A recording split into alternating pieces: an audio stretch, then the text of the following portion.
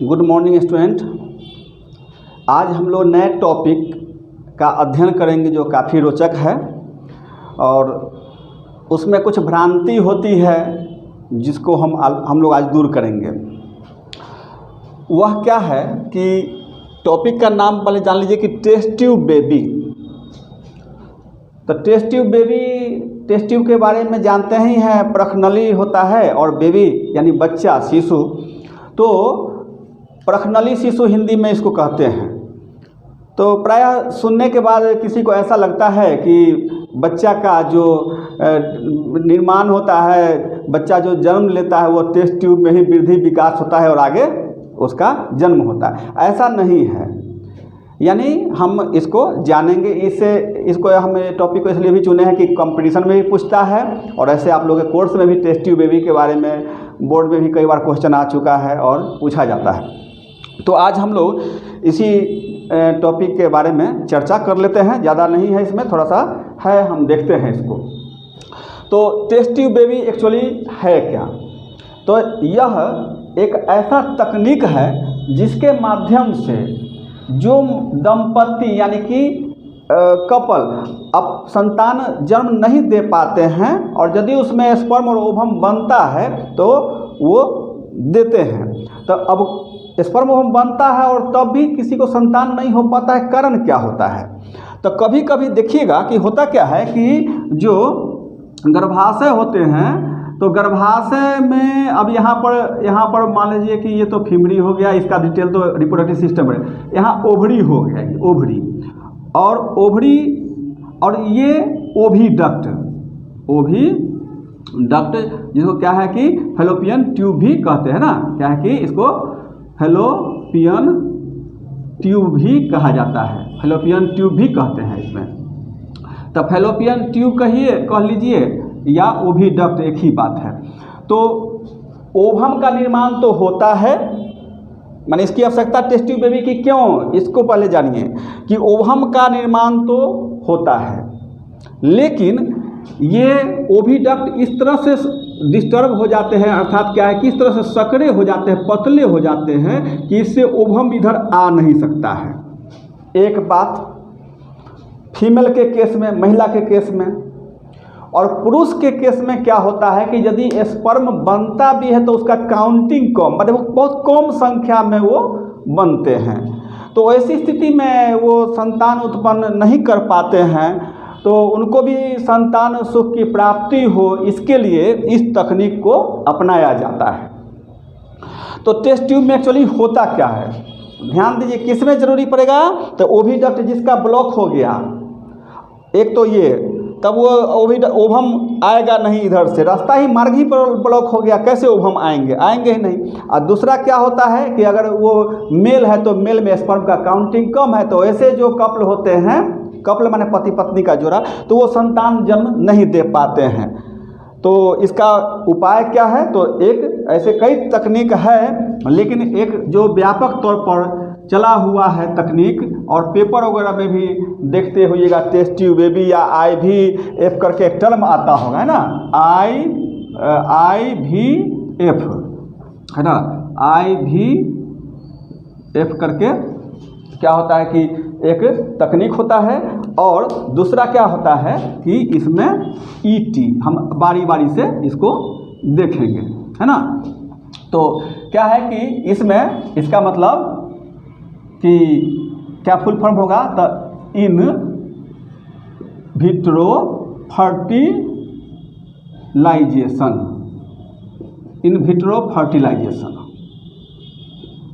है ना। और एक जो दूसरा इसमें जो एक्टिविटी इन्वॉल्व होगा, प्रोसेस, वह क्या, तो ET यानी कि एम्ब्रायो, है ना, एम्ब्रायो ट्रांसफर।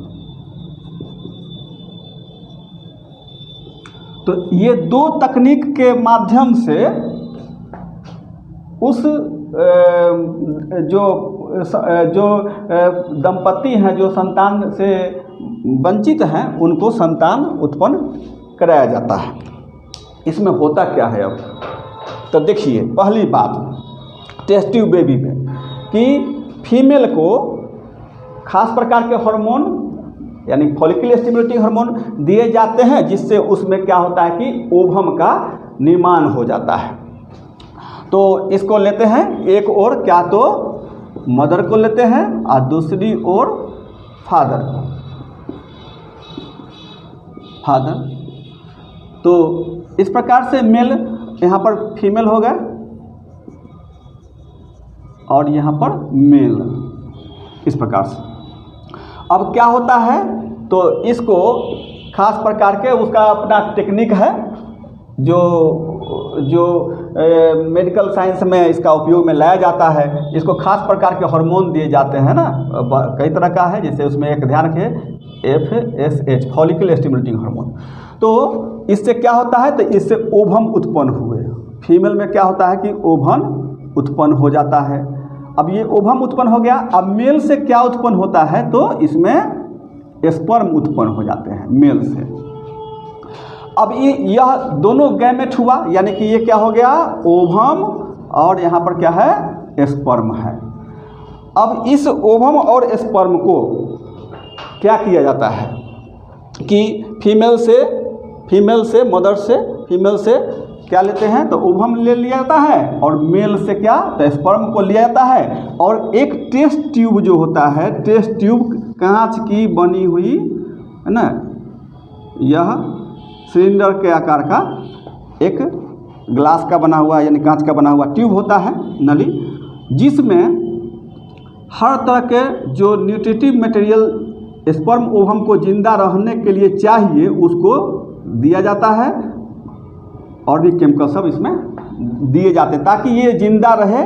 और इन दोनों को क्या किया जाता है कि इसी टेस्ट ट्यूब में लाया जाता है।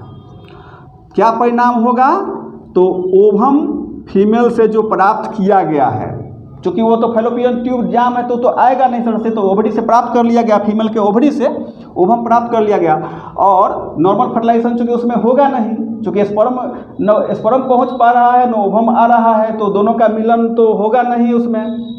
अब फर्टिलाइजेशन कहाँ होता है तो फर्टिलाइजेशन होता है फैलोपियन ट्यूब में, यानी जो ओविडक्ट देखे हैं फर्टिलाइजेशन की क्रिया, निषेचन की क्रिया यानी स्पर्म ओवम के मिलने की क्रिया जो है वह कहाँ तो ओविडक्ट में, वहीं पर होगा।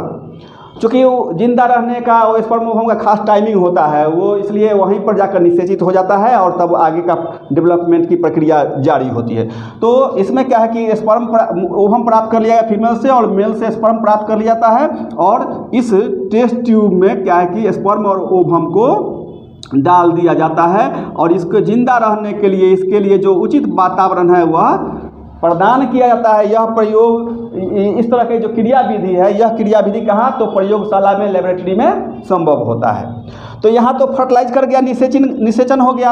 अब ये निषेचन होगा तो फिर क्या बनाएगा तो जब ये निषेचित होता है तो निषेचन के बाद फर्टिलाइजेशन की क्रिया यानी स्पर्म और ओवम दोनों फ्यूज करके और वो फर्टिलाइज हो यानी प्रोसेस फर्टिलाइजेशन कहलाता है। फर्टिलाइजेशन जब हो जाती है तो क्या होता है तो यह इम्ब्रियो का निर्माण करते हैं। माने कि यह पहले तो ये देखिए यहाँ पर ये निषेचन होगा, स्पर्म और ओवम ट्यूब के अंदर दोनों फ्यूज कर रहे हैं, क्या बनाएगा जाइगोट बनाएगा।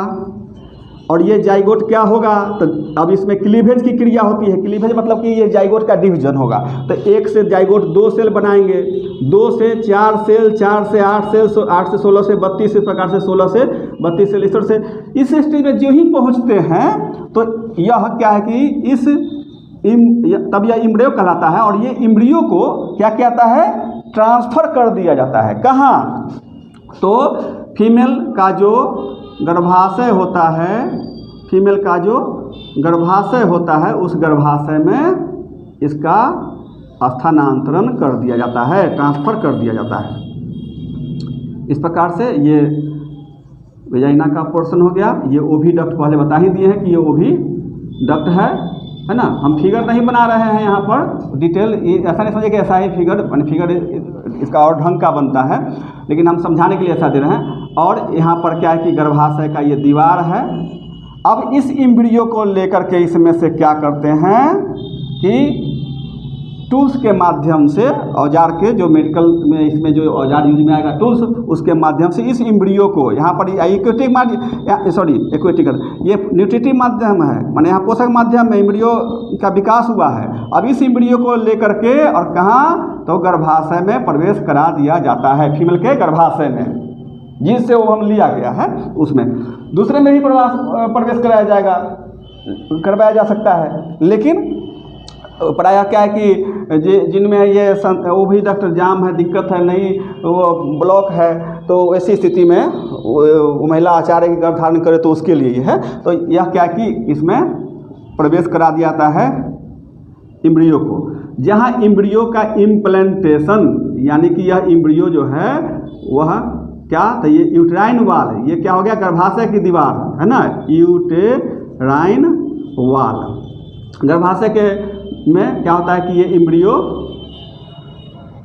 चले आते हैं और गर्भाशय में जब ये पहुंचा दिया जाता है तो इसका इम्प्लांटेशन यानी कि अटैचमेंट हो जाता है किससे, तो गर्भाशय भित्ति से, इस एम्ब्रियो का, जहाँ पर फर्दर डेवलपमेंट, आगे का जो विकास है वो संपन्न होता है और फुल्ली ग्रोन चाइल्ड बर्थ लेते हैं, जन्म लेते हैं। इस प्रकार से ये दंपति जो संतान सुख से वंचित थे उनको भी संतान की प्राप्ति हो जाती है। तो यह इसी तकनीक को, चूँकि टेस्ट ट्यूब का सहारा लिया जाता है फर्टिलाइजेशन के लिए, निषेचन के लिए, इसलिए इस तकनीक को और इस तकनीक से उत्पन्न होने वाले बच्चे को टेस्ट ट्यूब बेबी कहा जाता है। क्लियर। अब देखिए, अब पूछता है कंपटीशन में कुछ बात इसमें क्या, तो दुनिया का पहला टेस्ट ट्यूब बेबी क्या है ना, इसमें अब ये तो तकनीक हो गया, जान गए कि कैसे टेस्ट ट्यूब, आगे इसका फर्दर डेवलपमेंट नॉर्मल होगा, कहाँ होगा, उस फीमेल के गर्भाशय में। ये बच्चे जब पूर्ण रूप में विकसित हो जाएंगे तो फिर उसका जन्म हो जाता है और वो संतान सुख प्राप्त कर लेते हैं, आगे का जो विकास है उनका होगा। तो इस प्रकार से ये तो तकनीक हो गई, तरीका ये प्रोसेस। अब क्या है कि दुनिया का पहला world first test tube baby क्या है, ये ऑब्जेक्टिव पूछता भी है क्या, तो वर्ल्ड्स माने दुनिया का, world's first test tube baby,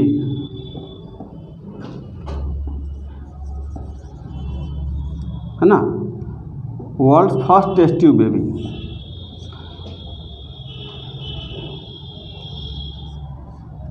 कौन है, तो देखिए इसमें मैंने लुइस जॉय ब्राउन,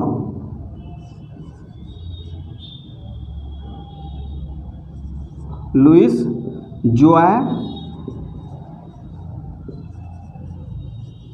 ब्राउन, यानी कि दुनिया का जो पहला टेस्ट ट्यूब बेबी है वह क्या है, तो लुइस जॉय ब्राउन, जिसका जन्म कहाँ कब, तो जुलाई, कब हुआ था जन्म, तो जुलाई 25 है ना, 25 जुलाई 1978 को ये इंग्लैंड में,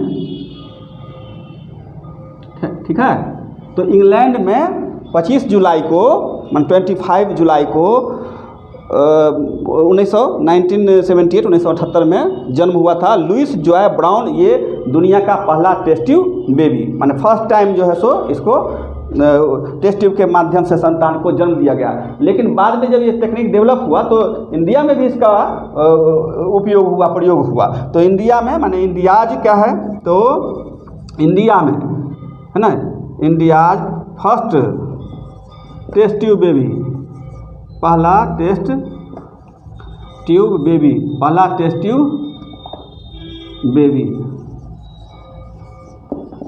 क्या नाम है, तो कनु प्रिया अग्रवाल, है ना, क्या नाम है, तो कनु प्रिया अग्रवाल। कब जन्म लिए थे, तो ये 3 अक्टूबर को, है ना, 3 अक्टूबर 1978 में ही, 3 अक्टूबर 1978 में ही। तो इस प्रकार से क्या है कि ये क्या है कि जुलाई में, और ये उसके जस्ट बाद सितंबर, अक्टूबर, नवंबर, सितंबर छोड़ दिया, अक्टूबर में 3 अक्टूबर को इंडिया में भी इसका साइंटिस्ट जो है इसको यानी कि जन्म दिवा है। तो इस प्रकार से ये दोनों टॉपिक जो है ये दुनिया का पहला टेस्ट ट्यूब बेबी कौन है और इंडिया का फर्स्ट टेस्ट ट्यूब यानी पहला टेस्ट ट्यूब बेबी कौन है, ये ऑब्जेक्टिव में पूछता भी है ना कंपटीशन में कि ये टेस्ट ट्यूब बेबी कौन। तो इस प्रकार से क्या है कि हम यही टॉपिक, चूँकि स्टूडेंट्स लोग सब कह रहे थे कि सर टेस्ट ट्यूब बेबी के बारे में बताइए, तो हम कहे कि चलिए तैयार कर देते हैं। तो ठीक है, इसके बाद हम नेक्स्ट टॉपिक में हम चर्चा करेंगे कि जुड़वा बच्चा कैसे जन्म लेता है, इसके बारे में हम बताएंगे। हालांकि पहले ही बताना था इसको, लेकिन हम इसके बाद हम चर्चा करेंगे।